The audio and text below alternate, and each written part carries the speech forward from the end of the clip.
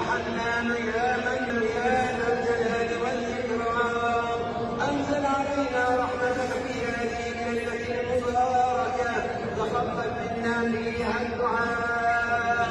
اللهم إنك أمرتنا بالدعاء وها نحن نتوجه إليك بقلوب سليمة وبأيد طاهرة وبقلوب طيبة وبأعين نظيفة.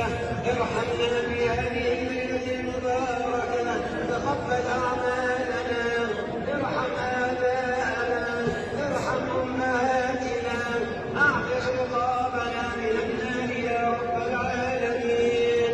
اللهم ادخلنا الجنة من باب الريان بوصفنا بيدي النبي العدنان شربة لا نظمأ بعدها أبدا يا رب العالمين. ربنا تقبل منا واقبلنا وعافنا واعف عنا واغفر لنا وارحمنا وسامحنا وعلى الإيمان الكامل والسنة توفنا وأنت راض عنا يا كريم.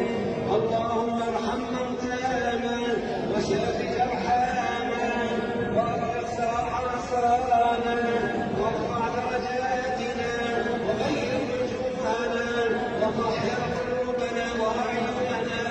اللهم اجعلنا ممن نتوجه بأعمالنا إليك.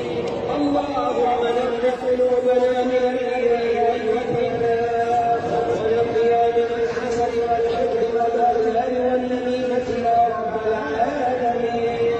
اللهم اجعلنا من عبادك الصالحين ومن أوليائك المقربين وارحمنا برحمتك يا أرحم الراحمين.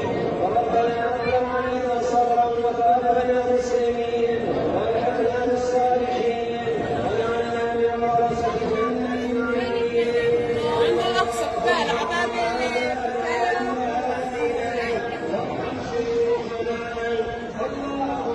هذا الدعاء من رحاب المسجد الأقصى المبارك في ليلة 27 من رمضان.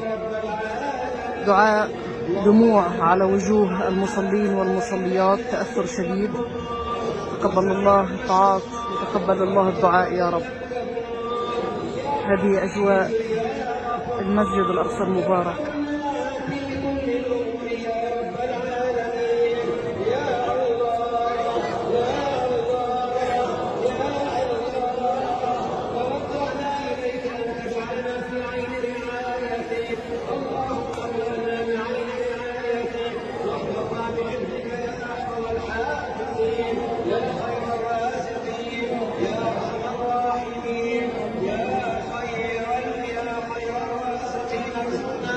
طيبا مباركا من